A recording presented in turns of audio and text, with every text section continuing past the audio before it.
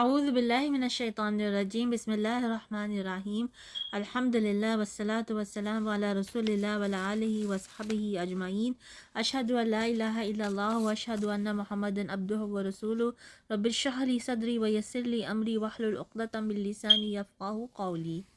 آج ہم سورۃ الانفال کی آیت نمبر 56 سے آگے پڑھیں گے۔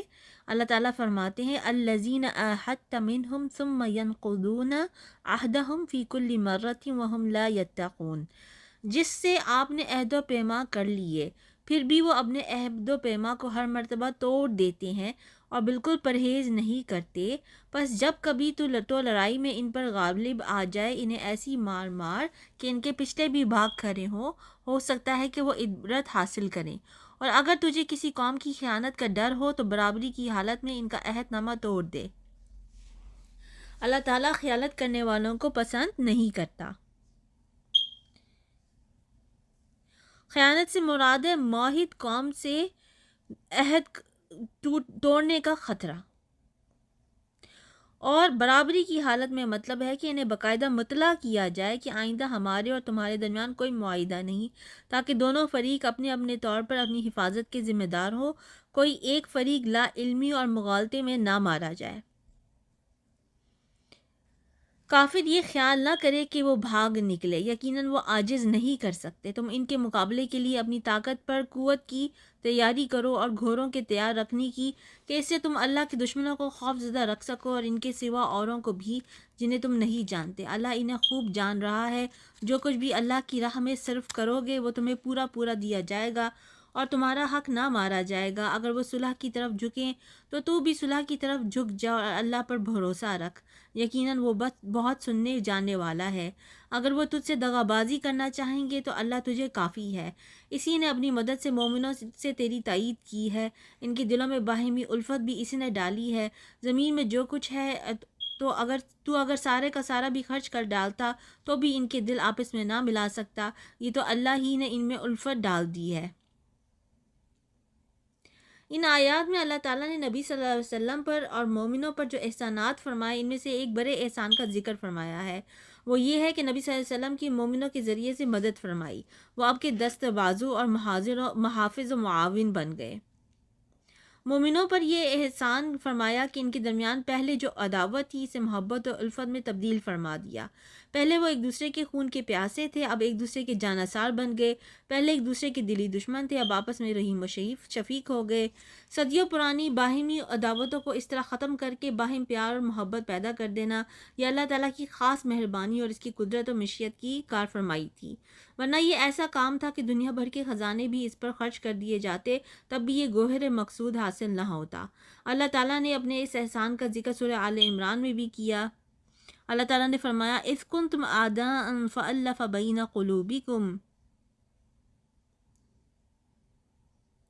اور نبی صلی اللہ علیہ وسلم نے بھی غنائم حنین کے موقع پر انصار سے خطاب کرتے ہوئے فرمایا اے جماعت انصار، کیا یہ واقعہ نہیں ہے کہ تم گمراہ تھے، اللہ نے میرے ذریعے سے تمہیں ہدایت نصیب فرمائی، تم محتاج تھے، اللہ نے تمہیں میرے ذریعے سے خوشحال کر دیا، اور تم ایک دوسرے سے الگ الگ تھے، اللہ نے میرے ذریعے سے تمہیں آپس میں جوڑ دیا۔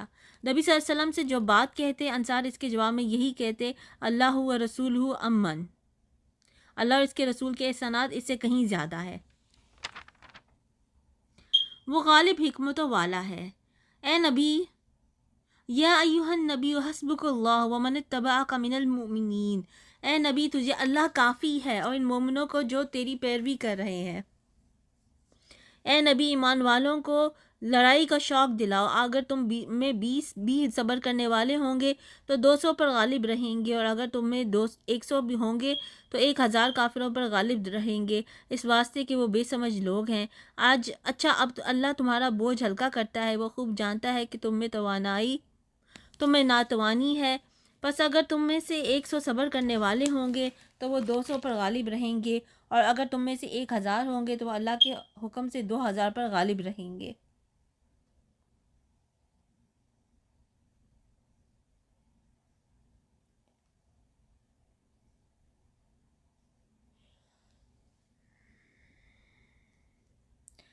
اللہ صبر کرنے والوں کے ساتھ ہے۔ نبی کے ہاتھ میں قیدی نہیں چاہیے جب تک کہ ملک میں ایسی اچھی خونریزی کی جنگ نہ ہو جائے۔ تم تو دنیا کے مال چاہتے اور اللہ کا ارادہ آخرت کا ہے، اور اللہ زور آور با حکمت ہے۔ اگر پہلے ہی سے اللہ کی طرف سے بات لکھی ہوئی نہ ہوتی تو جو کچھ تم نے لیا ہے اس بارے میں تمہیں کوئی بڑی سزا ہوتی۔ بس جو کچھ حلال اور پاکیزہ غنیمت تم نے حاصل کی ہے خوب کھاؤ پیو اور اللہ سے ڈرتے رہو، یقیناً اللہ غفور الرحیم ہے۔ اے نبی، اپنے ہاتھ تلے کے قیدیوں سے کہہ دو کہ اگر اللہ تعالیٰ تمہارے دلوں میں نیک نیتی دیکھے گا تو جو کچھ تم سے لیا گیا ہے اس سے بہتر تمہیں دے گا۔ نیک نیتی سے مراد یہاں پہ ایمان اور اسلام لانے کی نیت اور اسے قبول کرنے کا جذبہ ہے، اور جو کچھ لیا گیا تم سے اس سے مطلب ہے یعنی جو فدیہ تم سے لیا گیا اس سے بہتر تمہیں اللہ تعالیٰ قبول اسلام کے بعد عطا فرمائے گا۔ چنانچہ ایسا ہی ہوا، حضرت عباس رضی اللہ عنہ وغیرہ جو ان قیدیوں میں تھے مسلمان ہو گئے، تو اس کے بعد اللہ نے انہیں دنیاوی مال و دولت سے بھی خوب نوازا، اور پھر گناہ بھی معاف فرمائے گا، اور اللہ بخشنے والا مہربانی ہے۔ اور اگر وہ تجھ سے خیانت کا خیال کریں گے تو یہ تو اس سے پہلے خود اللہ کی خیانت کر چکے ہیں، آخر اس نے انہیں گرفتار کرا دیا۔ یعنی زبان سے تو اظہار اسلام کر دے لیکن مقصد دھوکہ دینا ہو، تو اس سے قبل انہوں نے کفر و شرک کا ارتکاب کر کے کیا حاصل کیا؟ یہی کہ وہ مسلمانوں کے قیدی بن گئے۔ اس لیے آئندہ بھی اگر وہ شرک کے راستے پر قائم رہے تو اس سے مزید ذلت و رسوائی کے سوا انہیں کچھ اور حاصل نہیں ہوگا۔ اور اللہ علم و حکمت والا ہے۔ جو لوگ ایمان لائے ہیں اور ہجرت کی اور اپنے مالوں اور جانوں سے اللہ کی راہ میں لڑائی کیا، اور جن لوگوں نے ان کو جگہ دی اور مدد کی، یہ سب آپس میں ایک دوسرے کے رفیق ہیں۔ اور جو ایمان تو لائے ہیں لیکن ہجرت نہیں کی، تمہارے لیے ان کی کچھ بھی رفاقت نہیں جب تک کہ وہ ہجرت نہ کریں۔ یہ صحابہ کی تیسری قسم ہے جو مہاجرین و انصار کے علاوہ ہے۔ یہ مسلمان ہونے کے بعد اپنے ہی علاقوں اور قبیلوں میں مقیم رہے، اس لیے فرمایا کہ تمہاری حمایت یا وراثت کے وہ مستحق نہیں۔ ہاں، اگر وہ تم سے دین کے بارے میں مدد طلب کریں تو تم پر مدد کرنا ضروری ہے۔ مشرکین کے خلاف اگر ان کو تمہاری مدد کی ضرورت پیش آ جائے تو پھر ان کی مدد کرنا ضروری ہے، سوائے ان لوگوں کی کہ تم میں اور ان میں عہد و پیما ہو۔ یعنی ہاں، اگر وہ تم سے ایسی قوم کے خلاف مدد کی خواہش مند ہو کہ تمہارے اور ان کے درمیان صلح کا اور جنگ نہ کرنے کا معاہدہ ہے، تو پھر ان مسلمانوں کی حمایت کے مقابلے میں معاہدے کی پاسداری زیادہ ضروری ہے۔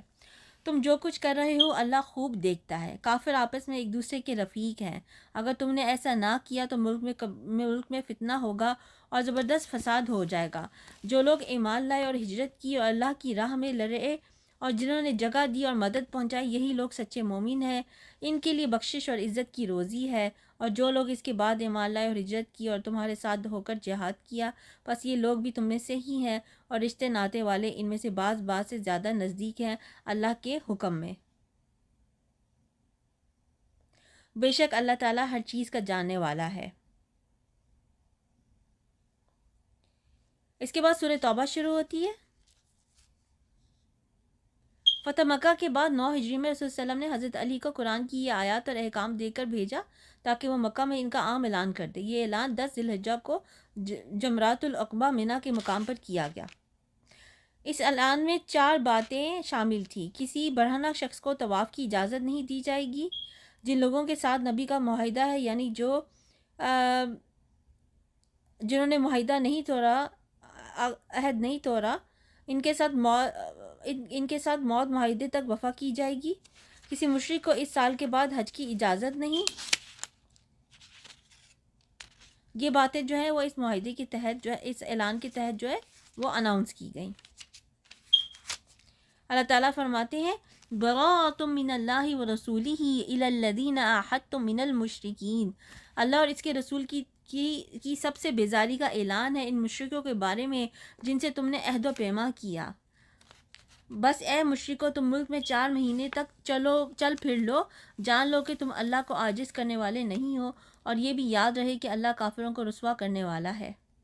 یعنی یہ مہلت اس لیے نہیں دی جا رہی کہ فی الحال تمہارے خلاف کارروائی ممکن نہیں ہے، بلکہ اس سے مقصد صرف تمہاری بھلائی اور خیر خواہی ہے، تاکہ جو تو توبہ کر کے مسلمان ہونا چاہے وہ مسلمان ہو جائے۔ وَآذَانٌ مِّنَ اللَّهِ وَرَسُولِهِ إِلَى النَّاسِ يَوْمَ الْحَجِّ الْأَكْبَرِ أَنَّ اللَّهَ بَرِيءٌ مِّنَ الْمُشْرِكِينَ۔ اللہ اور اس کے رسول کی طرف سے لوگوں کو بڑے حج کے دن صاف اطلاع ہے کہ اللہ مشرکوں سے بیزار ہے اور اس کا رسول بھی۔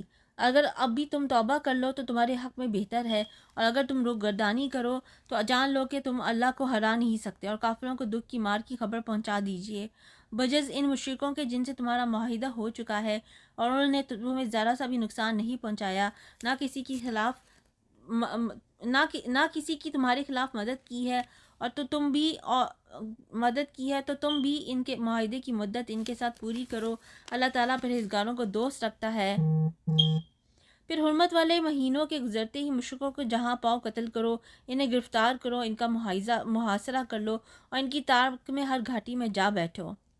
فَإِن تَابُوا وَأَقَامُوا الصَّلَاةَ وَآتَوُا الزَّكَاةَ فَخَلُّوا سَبِيلَهُمْ إِنَّ اللَّهَ غَفُورٌ رَحِيمٌ۔ اگر وہ توبہ کر لیں اور نماز کے پابند ہو جائے اور زکوٰۃ ادا کرنے لگیں تو تم ان کی راہیں چھوڑ دو۔ یعنی قبول اسلام کے بعد اقامت صلاح اور ادائے زکوٰۃ کا اہتمام ضروری ہے۔ اگر کوئی شخص ان میں سے کسی ایک کا بھی ترک کرتا ہے تو وہ مسلمان نہیں سمجھا جاتا۔ یقیناً اللہ تعالیٰ بخشنے والا مہربان ہے۔ اگر مشرکوں میں سے کوئی تجھ سے پناہ طلب کرے تو اسے پناہ دے دے، یہاں تک کہ وہ کلام اللہ سن لے، پھر اسے اپنی جائے امن تک پہنچا دے، یہ اس لیے کہ یہ لوگ بے علم ہیں۔ مشرکوں کا عہد اللہ اور اس کے رسول کے نزدیک کیسے رہ سکتا ہے سوائے ان کے جن سے تم نے عہد و پیما مسجد حرام کے پاس کیا، جب تک وہ لوگ تم سے معاہدہ نبھائیں تم بھی ان سے وفاداری کرو، اللہ تعالیٰ متقیوں سے محبت رکھتا ہے۔ یعنی عہد کی پاسداری اللہ کے ہاں بہت پسندیدہ امر ہے، اس لیے معاملے میں احتیاط ضروری ہے۔ ان کے وعدوں کا کیا اعتبار ان کا اگر تم پر غلبہ ہو جائے تو نہ یہ قرابت داری کا خیال کریں نہ عہد و پیما کا، اپنی زبانوں سے تو تمہیں پرچار رہے ہیں لیکن ان کے دل نہیں مانتے، ان میں سے اکثر تو فاسق ہیں۔ انہوں نے اللہ کی آیتوں کو بہت کم قیمت پر بیچ دیا اور اس کی راہ سے روکا۔ انہم ساء ما کانوا یعملون، بہت برا ہے جو یہ کر رہے ہیں۔ تو کسی مسلمان کے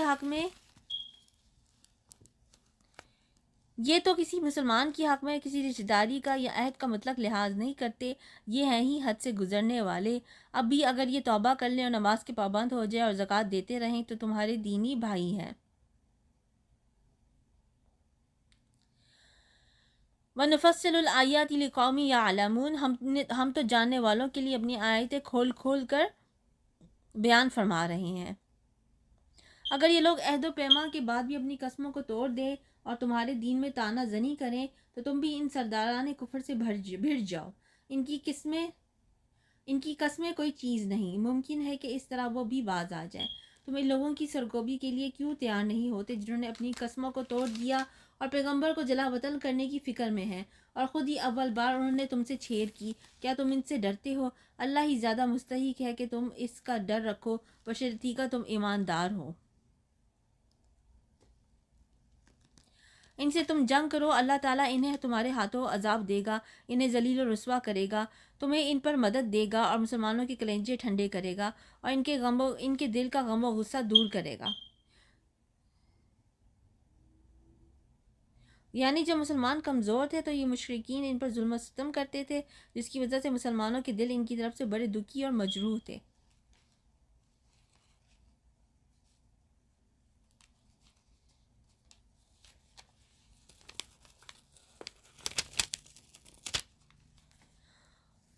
وَيَتُوبُ اللَّهُ عَلَى مَن يَشَاءُ وَاللَّهُ عَلِيمٌ حَكِيمٌ، اور وہ جس کی طرف چاہتا ہے رحمت سے توجہ فرماتا ہے، اللہ جانتا بوجھتا حکمت والا ہے۔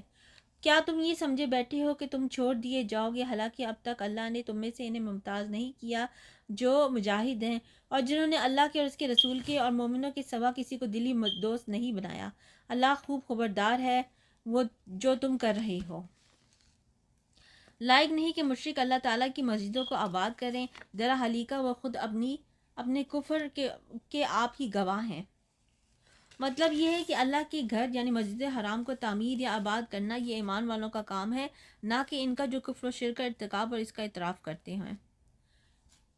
ان کے اعمال غارت و اکارت ہیں اور وہ دائمی طور پر جہنمی ہیں۔ انما یعمر مساجد اللہ من آمن باللہ والیوم الآخر واقام الصلاة وآت الزکاة ولم یخش الا اللہ فعسى اولئک ان یکونوا من المہتدین۔ اللہ کی مسجدوں کی رونق و آبادی تو ان کے حصے میں ہے جو اللہ پر اور قیامت کے دن پر ایمان رکھتے ہوں، نمازوں کے پابند ہو، زکوٰۃ دیتے ہو، اللہ کے سوا کسی سے نہ ڈرتے ہو، توقع ہے کہ یہی لوگ یقیناً ہدایت یافتہ ہیں۔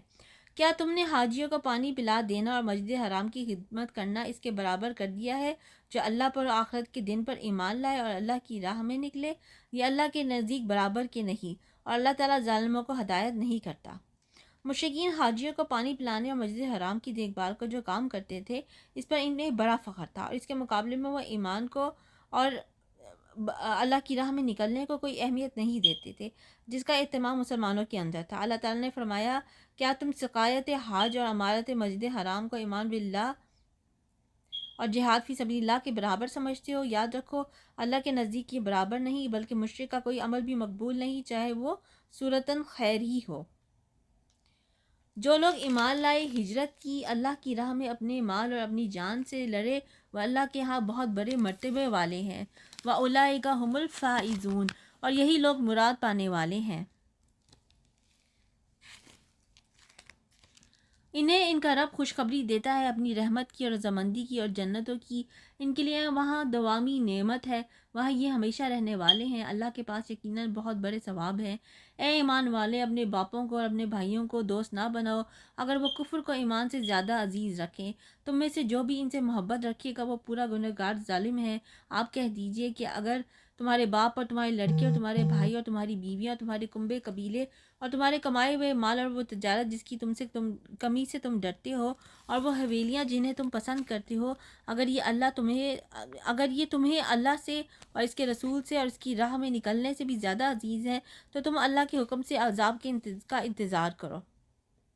یعنی یہ ساری چیزیں اپنی اپنی جگہ ضروری ہیں، ان کی اہمیت اور افادیت بھی ناگزیر، اور قلوب انسانی میں ان سب کی محبت بھی طبعی ہے، لیکن ان کی محبت اللہ اور رسول کی محبت سے زیادہ اور اللہ کی راہ میں نکلنے کے معنی ہو جائے تو یہ بات اللہ کو سخت ناپسندیدہ اور اس کی ناراضی کا باعث ہے، اور یہ وہ فسق نافرمانی ہے جس سے انسان اللہ کی ہدایت سے محروم ہو سکتا ہے۔ اللہ تعالیٰ فاسقوں کو ہدایت نہیں کرتا۔ یقیناً اللہ تعالیٰ نے بہت سے میدانوں میں تمہیں فتح دی ہے، اور حنین کی لڑائی والے دن بھی جب کہ تمہیں اپنی کثرت پر ناز ہو گیا تھا لیکن اس نے تمہیں کوئی فائدہ نہ دیا، بلکہ زمین باوجود اپنی کشادگی کے تم پر تنگ ہو گئی، پھر تم پیٹ پھیر کر مڑ گئے۔ پھر اللہ نے اپنی طرف کی تسکین اپنے نبی پر اور مومنوں پر اتاری اور اپنے وہ لشکر بھیجے جنہیں تم دیکھ نہیں رہے تھے، اور کافروں کو پوری سزا دی۔ ان کفار کا یہی بدلہ ہے۔ پھر اس کے بعد بھی جس پر چاہے اللہ تعالیٰ اپنی رحمت کی توجہ فرمائے گا۔ حنین جو ہے وہ مکہ اور طائف کے درمیان ایک وادی ہے، یہاں حوازن اور ثقیف رہتے تھے۔ یہ دونوں قبیلے تیر اندازی میں مشہور تھے۔ یہ مسلمانوں کے خلاف لڑائی کرنے کی تیاری کر رہے تھے، جس کا علم رسول اللہ صلی اللہ علیہ وسلم کو ہوا تو آپ 12,000 کا لشکر لے کر ان قبیلوں سے جنگ کے لیے حنین تشریف لے گئے۔ یہ فتح مکہ سے 18-19 دن بعد شوال کا واقعہ ہے۔ مذکورہ قبیلوں نے بھرپور تیاری کر رکھی تھی اور مختلف کمین گاہوں میں تیر اندازوں کو مقرر کر دیا تھا۔ اس سے ادھر مسلمانوں پہ یہ عجب پیدا ہو گیا کہ آج کم از کم قلت کی وجہ سے ہم مغلوب نہیں ہوں گے، یعنی اللہ کی مدد کی بجائے اپنی کثرت تعداد پر اعتماد زیادہ ہو گیا۔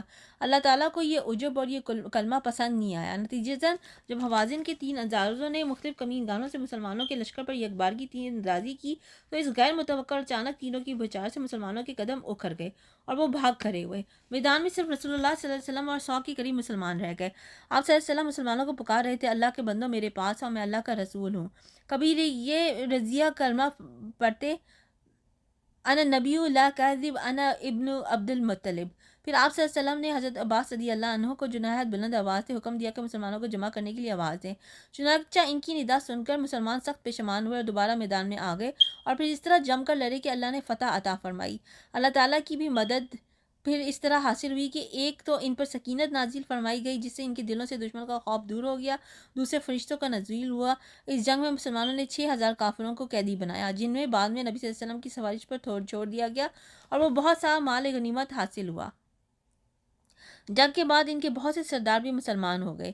یہاں 3 آیات میں اللہ تعالیٰ نے اس واقعے کا مختصر ذکر کیا ہے۔ اللہ ہی بخشش و مہربانی کرنے والا ہے۔ اے ایمان والو، بے شک مشرک بالکل ہی ناپاک ہیں، وہ اس سال کے بعد مسجد حرام کے پاس بھی نہ پھٹکنے پائے۔ اگر تمہیں مفلسی کا خوف ہے تو اللہ تمہیں دولت مند کر دے گا اپنے فضل سے اگر چاہے، مشرکین کی ممانعت سے بعض مسلمانوں کے دل میں یہ خیال آیا کہ حج کے موسم میں زیادہ اجماع کی وجہ سے جو تجارت ہوتی ہے متاثر ہوگی۔ اللہ تعالیٰ نے فرمایا اس مفلسی یعنی کاروبار کی کمی سے ڈرنے کی ضرورت نہیں ہے، اللہ تعالیٰ ان قریب اپنے فضل سے تمہیں غنی کر دے گا۔ چنانچہ فتوحات کی وجہ سے کثرت سے مال غنیمت مسلمانوں کا حاصل ہوا اور پھر بتدریج سارا عرب بھی مسلمان ہو گیا، اور حج کے موسم میں حاجیوں کی ریل پھر اسی طرح ہو گئی جس طرح پہلے تھی، بلکہ اس سے کہیں زیادہ ہو گئی، اور جو مسلسل روز افزوں ہوئی ہے۔ ان لوگوں سے لڑو جو اللہ پر اور قیامت کے دن پر ایمان نہیں لاتے، جو اللہ اور اس کے رسول کی حرام کردہ شے کو حرام نہیں جانتے، نہ دین حق کو قبول کرتے ہیں، ان لوگوں میں سے جنہیں کتاب دی گئی ہے، یہاں تک کہ وہ ذلیل و خوار ہو کر اپنے ہاتھ سے جزیہ ادا کر دیں۔ جزیہ ایک متعین رقم ہے جو سالانہ ایسے غیر مسلموں سے لی جاتی ہے جو کسی اسلامی مملکت میں رہائش پذیر ہوں۔ اس کے بدلے میں ان کے جان و مال اور عزت و آبرو کی حفاظت کی ذمہ داری اسلامی مملکت پر ہوتی ہے۔ یہود کہتے ہیں کہ عزیر اللہ کا بیٹا ہے، اور نصرانی کہتے ہیں کہ مسیح اللہ کا بیٹا ہے۔ یہ قول صرف ان کے منہ کی بات ہے، اگلے منکروں کی بات یہ بھی نقل کرنے لگے، اللہ انہیں غارت کرے وہ کیسے پلٹائے جاتے ہیں۔ ان لوگوں نے اللہ کو چھوڑ کر اپنے عالموں اور درویشوں کو رب بنا لیا۔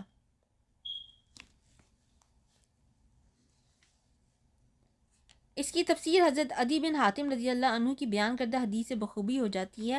وہ کہتے ہیں کہ میں نے نبی صلی اللہ علیہ وسلم سے یہ آیت سن کر عرض کیا کہ یہود و نصارہ نے تو اپنے علماء کی کبھی عبادت نہیں کی، پھر یہ کیوں کہا گیا ہے انہوں نے ان کو رب بنا لیا؟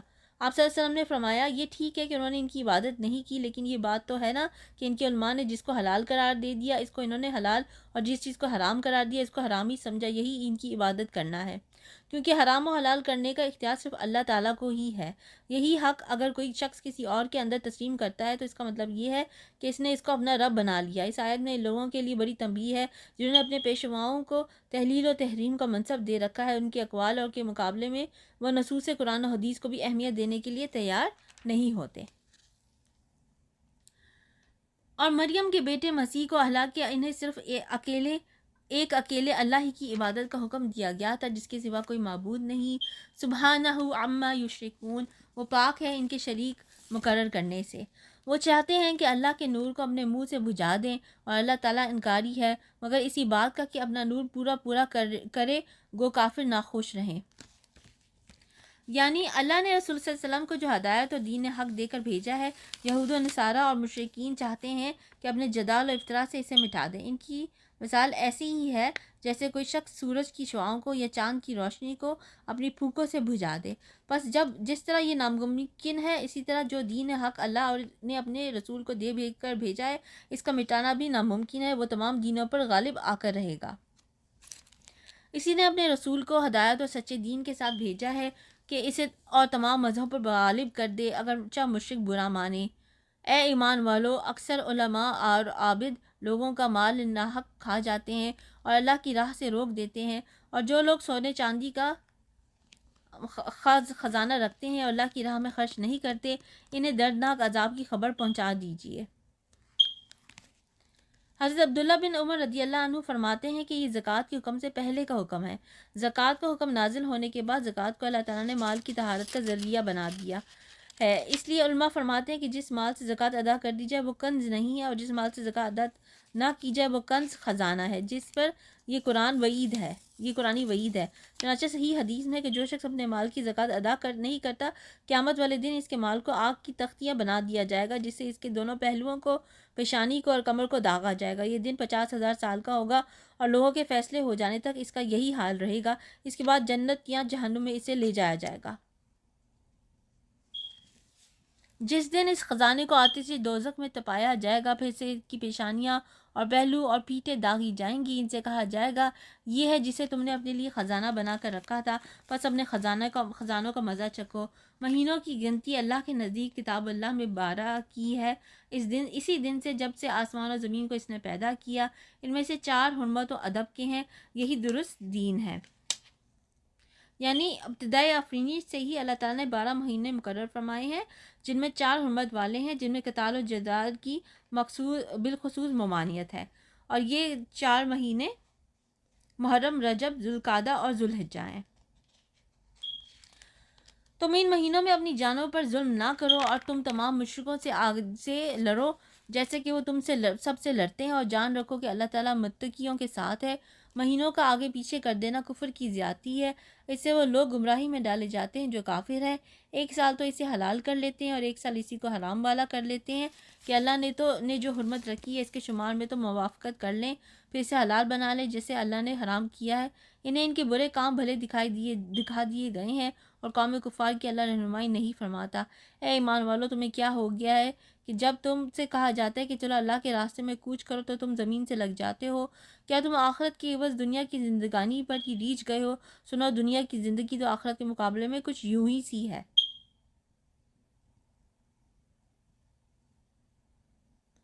اگر تم نے کچھ نہ کیا تو تمہیں اللہ تعالیٰ دردناک سزا دے گا، اور تمہارے سوا اور لوگوں کو بدل لائے گا۔ تم اللہ تعالیٰ کو کوئی نقصان نہیں پہنچا سکتے۔ روم کے عیسائی بادشاہ ہرقل کے بارے میں اطلاع ملی کہ مسلمانوں کے خلاف لڑائی کی تیاری کر رہا ہے، چنانچہ نبی صلی اللہ علیہ وسلم نے بھی اس کے لیے تیاری کا حکم دے دیا۔ یہ شوال 9 ہجری کا واقعہ ہے۔ موسم سخت گرمی کا تھا اور سفر بہت لمبا تھا۔ بعض مسلمانوں اور منافقین پر یہ حکم گزرا جس کا اظہار اس آیت میں کیا گیا ہے، اور انہیں زجر و توبیخ کی گئی ہے۔ یہ جنگ تبوک کہلاتی ہے جو حقیقت میں ہوئی نہیں۔ 20 روز مسلمان ملک شام کے قریب تبوک میں رہ کر واپس آ گئے۔ اس کو جیش الاسرہ کہا جاتا ہے کیونکہ اس لمبے سفر میں اس لشکر کو کافی دقتوں اور پریشانیوں کا سامنا کرنا پڑا تھا۔ واللہ علی کل شیء قدیر، اور اللہ ہر چیز پر قادر ہے۔ اگر تم ان کی مدد نہ کرو تو اللہ ہی نے ان کی مدد کی اس وقت جبکہ اسے کافروں نے دیش سے نکال دیا تھا۔ دو میں سے دوسرا جبکہ وہ دونوں غار میں تھے، جب یہ اپنے ساتھی سے کہہ رہے تھے کہ لا تحزن ان اللہ معانا، کہ غم نہ کر، اللہ ہمارے ساتھ ہے۔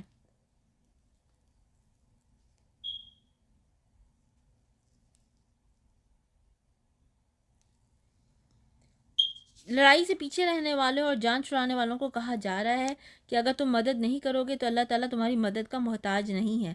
اللہ تعالیٰ نے اپنے پیغمبر کی مدد اس وقت بھی کی جب اس نے غار میں پناہ لی تھی اور اپنے ساتھی یعنی حضرت ابوبکر صدیق رضی اللہ عنہ سے کہا تھا غم نہ کر، اللہ ہمارے ساتھ ہے۔ اس کی تفصیل حدیث میں آتی ہے، اور یہاں ہم سیرت النبی کا جو سلسلہ ہم کر رہے تھے اس میں ہم پڑھ چکے ہیں۔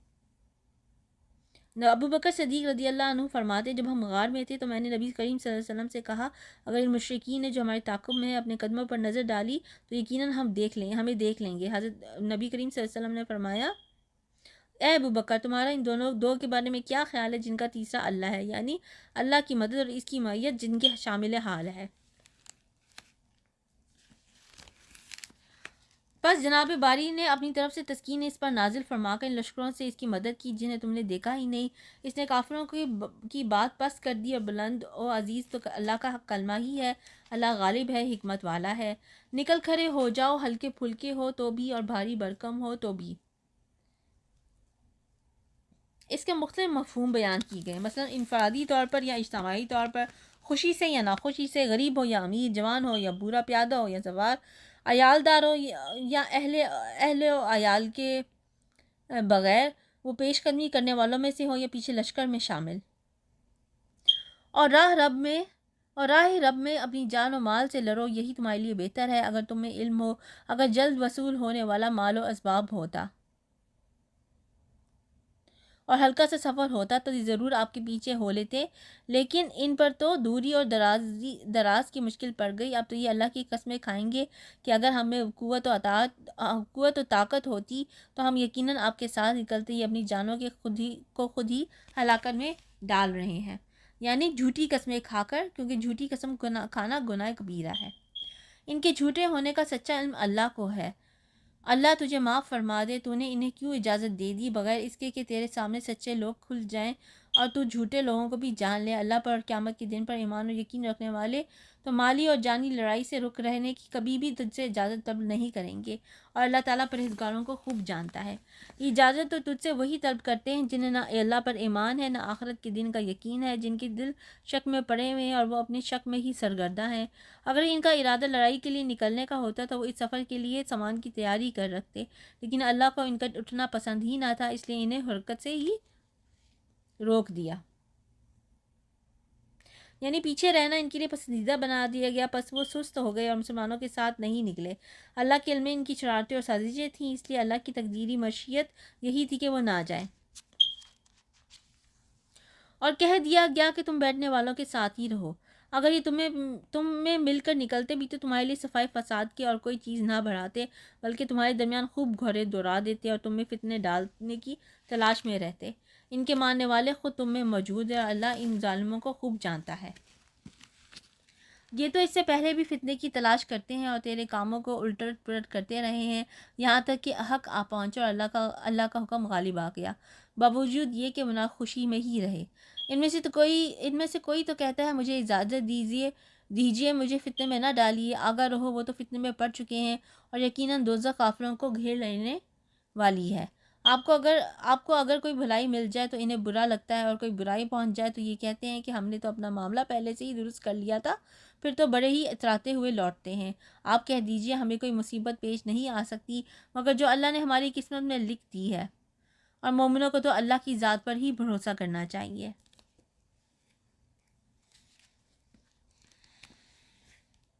کہہ دیجئے کہ تم ہمارے بارے میں جس چیز کا انتظار کر رہے ہو وہ دو بھلائیوں میں سے ایک بھلائی ہے، یعنی کامیابی یا شہادت۔ ان دونوں میں سے جو چیز بھی ہمیں حاصل ہو ہمارے لیے بھلائی ہے، اور ہم تمہارے حق میں اس کا انتظار کرتے ہیں کہ یا تو اللہ تعالیٰ اپنے پاس سے کوئی سزا تمہیں دے یا ہمارے ہاتھوں سے۔ بس ایک طرف تم منتظر رہو، دوسری جانب تمہارے ساتھ ہم بھی منتظر ہیں۔ کہہ دیجئے کہ تم خوشی یا ناخوشی کسی طرح بھی خرچ کرو، قبول تو ہرگز نہ کیا جائے گا، یقیناً تم فاسق لوگ ہو۔ کوئی سبب ان کے خرچ کی قبولیت کے نہ ہونے کا اس کے سوا نہیں کہ یہ اللہ اور اس کے رسول کے منکر ہے، اور بڑی کاہلی سے ہی نماز کو آتے ہیں اور برے دل سے ہی خرچ کرتے ہیں۔ بس آپ کو ان کے مال و اولاد تعجب میں نہ ڈالیں، اللہ کی چاہت یہی ہے کہ اس سے انہیں دنیا کی زندگی میں ہی سزا دے اور ان کے کفر ہی کی حالت میں ان کی جانیں نکل جائیں۔ یہ اللہ کی قسم کھا کھا کر کہتے ہیں کہ یہ تمہاری جماعت کے لوگ ہیں، حالانکہ وہ دراصل تمہارے نہیں، بات صرف اتنی ہے کہ یہ ڈرپوک لوگ ہیں۔ اگر یہ کوئی بچاؤ کی جگہ یا کوئی غار یا کوئی بھی سر گھسانے کی جگہ پا لے تو ابھی اس طرف لگام دوڑ کر الٹے بھاگ چھوڑتے۔ ان میں سے بھی ہیں جو خیراتی مال کی تقسیم کے بارے میں آپ پر عیب رکھتے ہیں، اگر انہیں اس میں سے مل جائے تو خوش ہیں، اور اگر اس میں سے نہ ملے تو فوراً بگڑ کرے ہوتے ہیں۔ اگر یہ لوگ اللہ اور اس کے رسول کے دیے ہوئے پہ خوش رہتے اور کہہ دیتے کہ اللہ ہمیں کافی ہے، اللہ ہمیں اپنے فضل سے دے گا اور اس کا رسول بھی، ہم تو اللہ کی ذات سے ہی توقع رکھنے والے ہیں، صدقے صرف فقیروں کے لیے اور مسکینوں کے لیے اور ان کے وصول کرنے والوں کے لیے، اور ان کے لیے جن کے دل پر چائے جاتے ہوں اور گردن چھڑانے میں، اور قرض داروں کے لیے اور اللہ کی راہ میں، اور راہر اور مسافروں کے لیے۔ فرض ہے اللہ کی طرف سے، اور اللہ علم و حکمت والا ہے۔